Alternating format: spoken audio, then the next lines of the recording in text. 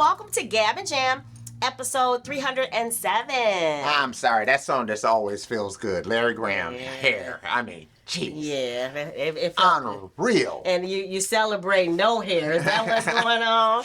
You guys might have noticed from episode before last, he had the full beard, and now he's got the no beard. No beard, yeah. And no goatee. Well, no, you got the little whatever they call that thing. Yeah.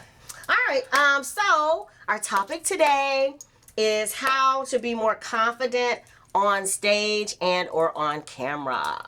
Oh, okay. All right. Yeah, and I'm saying we're not, people who are touring 300 days a year or whatever, but I just think that there are some things that if the stage fright is a big thing for a lot of people, or just being very self-conscious. Yeah. And I think that there are some things that you can do to kind of hack the being more confident. Yeah, and I'll be honest with you, you might not ever get over like having the butterflies before you go on stage and the anticipation and all the rest of that kind of stuff. I think sometimes you have to just flip it into a positivity. Yeah. To just say, okay, I'm going to have this, but I know, this is what gets me going. Yeah, because it shows you care, right? Yeah. I mean, that to me, if it's something you don't care about, then you don't, you wouldn't, to me, be anxious about it. Yeah, I mean, and I guess it kind of depends on where you are as far as, I used to sometimes feel like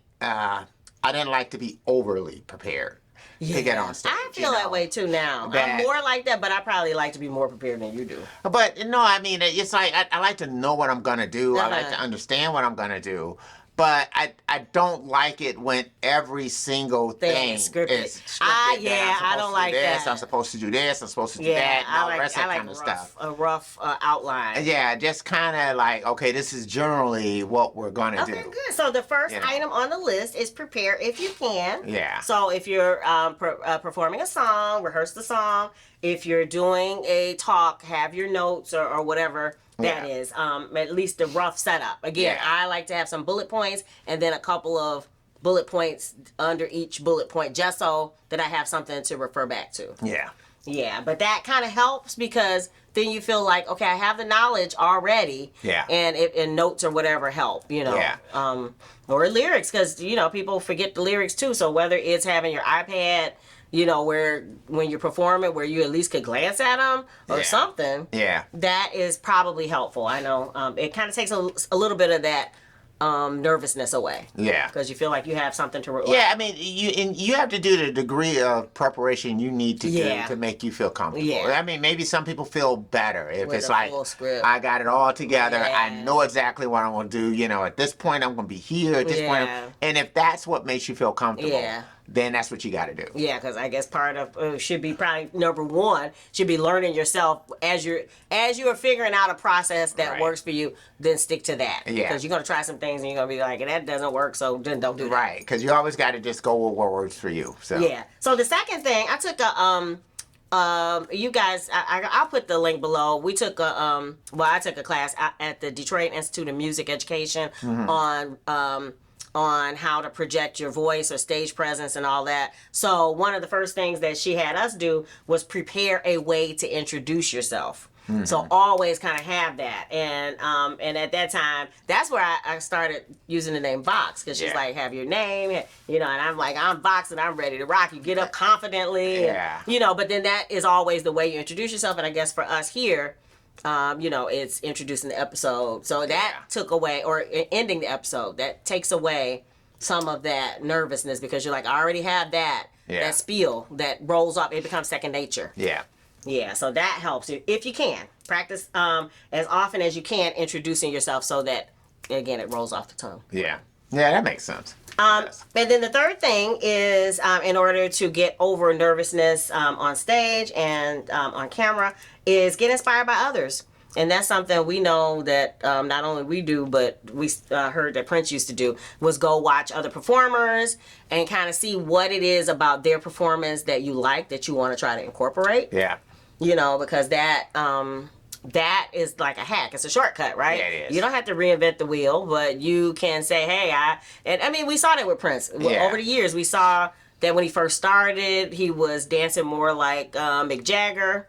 back during Dirty Mind, and then as he, you know, I guess got better, learned more moves. He started doing the splits and the this and the that and the other. There are tons of videos out there of him rehearsing.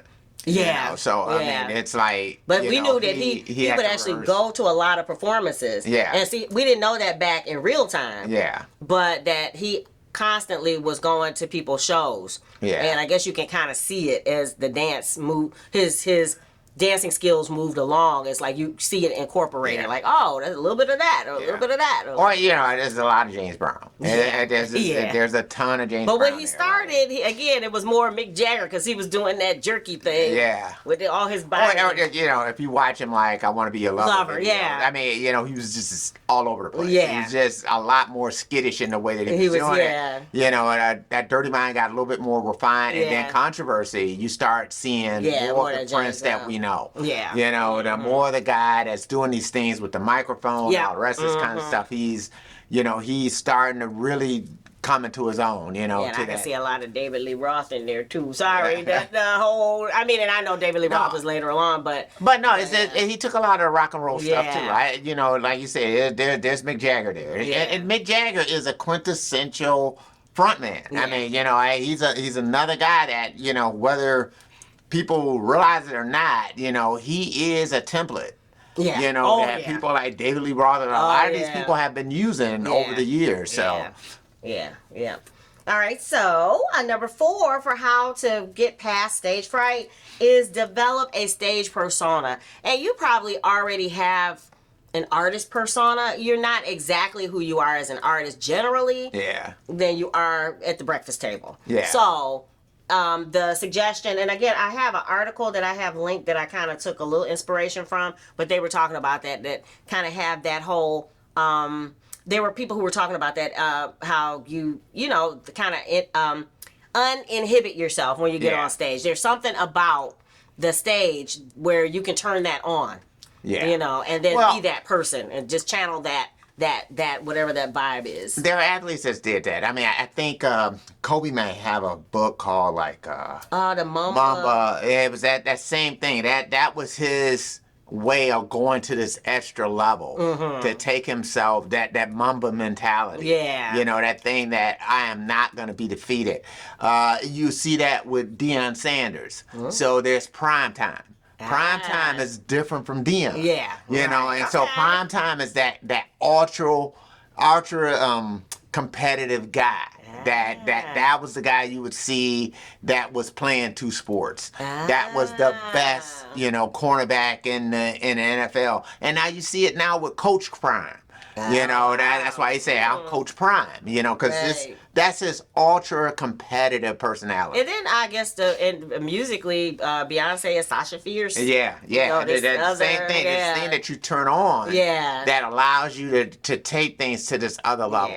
Yeah. You know, so. And then it kind of takes you into the zone and you really don't even realize. Or you become enlivened by the audience, or you can turn it on even without an audience. Because if you're on camera, you don't have the benefit of knowing that there are people here. So. Or sometimes you need that. You know, I mean, I think there's been performances I know that we've had before in the past where if the audience isn't giving it to you, and you're feeling like negative energy coming from the audience, you kind of need to have that mentality sometimes to go over that. Right, You know, and that's a hard thing to do, you know, because it's great when the audience feeds you back. Oh yeah. You know, when you vibe with you. Right. When you come out there and then you play something and then all of a sudden they give you that energy back.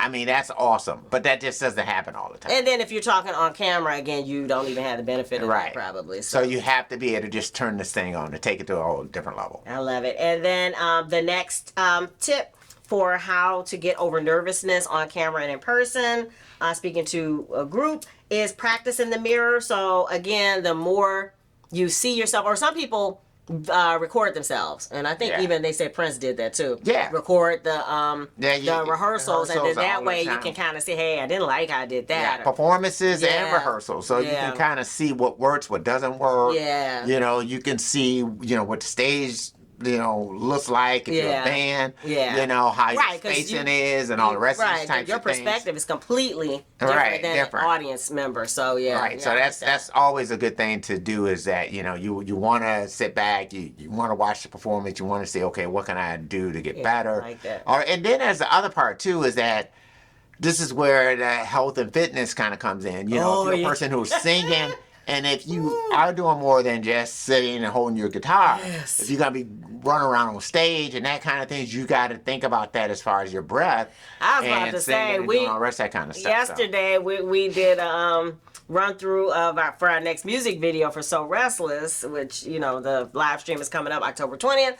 But like you said, you forget, it's been so long since we performed live and on stage or whatever, you forget how much energy and, how fit you need to be in order to really come back be entertaining. and then to sing on key. Yeah. You got to come back. You can't be out of breath. You got to sing on key. You got to do these things. So these are just things you want to kind of keep in mind because sometimes your adrenaline may get the best of you. Yeah. And might kind of, especially if you're getting something from the audience, and you might kind of forget that part of it. Yeah. So your fitness level, you always got to think that you want to keep that up, especially if you're going to be actively performing. Yeah. Okay, I love that. The next one is don't sweat it if you make a mistake. Yeah. No, first of all, people they rarely know if you've made a mistake. So being able to just recover easily or quickly from it is your best bet because if you let that settle in your mind, a lot of times it's hard to keep going forward. Right. But, well, you hear this from live performers all the time that they'll say, if you make a mistake, just do it again. Yeah. Right. Just do it again. Or whatever. Right. Just and get back they into will the flow. feel like how you intended to do that anyway. I was about to say, because they had the thing of Beyonce falling on stage. Now, if you fall off the stage, that's probably a different thing. Yeah. But she fell on stage in her heels, hopped right back up, and got back dancing. Yeah. It's like, if you can, if you didn't break your leg, then again. Or I'm reading this book, Dave Grohl, and he was talking about, I guess it was a concert that he did in Sweden where, he ran, and did his jump, and he was right on the edge of the stage, and he fell 12 feet, and he broke his leg. And dislocated his ankle. Jeez. Right. And so, they had to set it and he went back up on stage. They set him in a chair. Oh, no. And then they had to go and get like a brace for his leg. They came back, put the brace on his leg. But the show kept going. Oh, wow. So, so these, that kind of, it happens, so you kind of have to get through it, I mean, they might have taken like a 30-minute break or something like that while they kind of got them together, but wow, so that's amazing. All right, one of the last tips for how to get past being uncomfortable in front of people on stage performing is to wear comfortable clothes that allow you to move. So we know you're gonna get your rock star on, so you want to have something that's elevated as far as clothing. Again, you're not at the breakfast table, but being uncomfortable can be or having fussy clothes can be one of the worst things, or shoes that don't allow you to move without your feet hurting. That's probably not gonna do well, especially if it's a longer span. You got to think again the length. Sometimes if it's a 45-minute set, you want to make sure that you can get through it without ending up with a strained muscle or whatever else because your feet are not right, So just again, comfortable enough clothes. Not saying wear your bed clothes, but something that allows you to move, and that's probably why the rock and rollers did a lot of stretch. They did the football. I know the Rolling Stones at one time had the whole football gear on, but that's stuff that allows you to move. You look elevated, but still be comfortable. Right? Yeah, I mean, because I was watching Graham Central Station, their concert, and I mean, Larry Graham had on full suit. I don't even know how he did it. With a hat on. Oh my goodness. And he doing a show and this is an older guy. Yeah. And Larry Graham moves around a bit. So I mean it's like, it's not like he just stands still and just plays. I mean, so I had to take my hat off to him. It was a pretty intense show. Given his age and everything else, he sings, he plays, he does all this stuff. So it's, it's available out there on YouTube. So yeah, cool. And then finally, one of the things you just touched on for trying to get a little bit more comfortable in front of people. If you have the benefit of an audience, try to get some audience participation. Maybe have a question plan. Yeah. Maybe, I mean, I hate to do this, but if you're at a doing the cover band thing, this who's got a birthday out there? You know, there's always these lines. Yeah. Or, you know, the ones in the front, wave your hands. I mean, a little bit. I ain't saying have the audience do too much. Well, you know, the good thing, too, especially if you're doing cover songs, then, you know, audience member will actually kind of know it. But, you know, what used to really be pleasing, I know, to us when we were doing originals and we're in an environment where people knew them. Yeah. And they would sing them back. Yeah. And that was just always great. Or either, you know, when they would hear it. Yeah. You know, that you're getting ready to do this original. They're in anticipation of you doing this original. And they can't wait to sing it with you. Yeah, that is. So, you know, that's the one good thing as far as,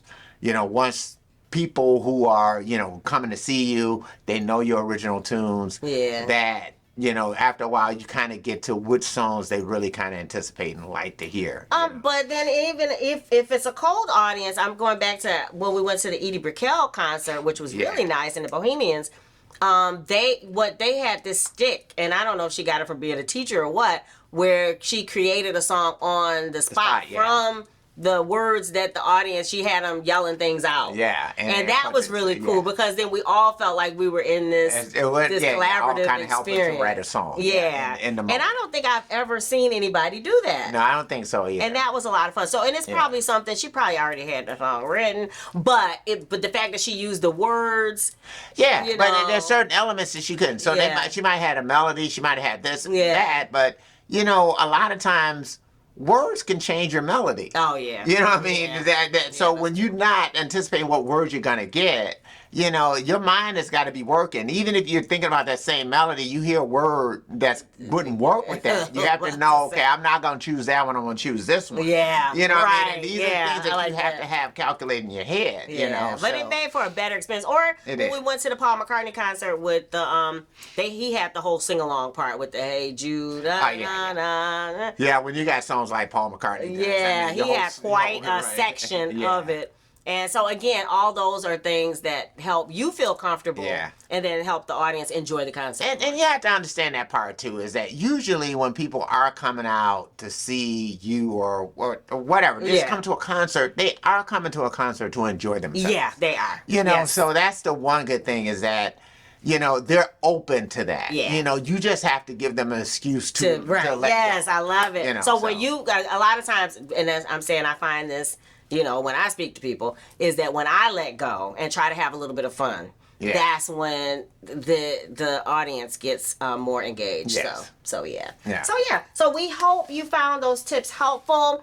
What do you think? What do you get most nervous about? Because we want to know, what didn't we cover that you want maybe some a tip for? Because there are tons of other suggestions, but these were the ones that that resonated most with us. Leave it in the comments below, because maybe we can help you, or maybe we'll do a follow-up. Yeah. All right, what else? And we will be premiering So Restless. We'll be doing a live stream on October 20th. Which is a Friday, 7 p.m. Eastern Time. Yes. USA. Yeah. All right, and if you, t-shirts. Yeah. We got Retro Flow t-shirts. Of course, we have the Cloud. Oh, it's not the Cloud. Here's the Cloud. Yeah. The Cloud t-shirt. I'll put the graphic on the screen. So make sure you avail yourself. The links are below. If you dig the vibe and you want to be a part of the tribe, be sure to subscribe. Wishing you love, peace, and chicken grease.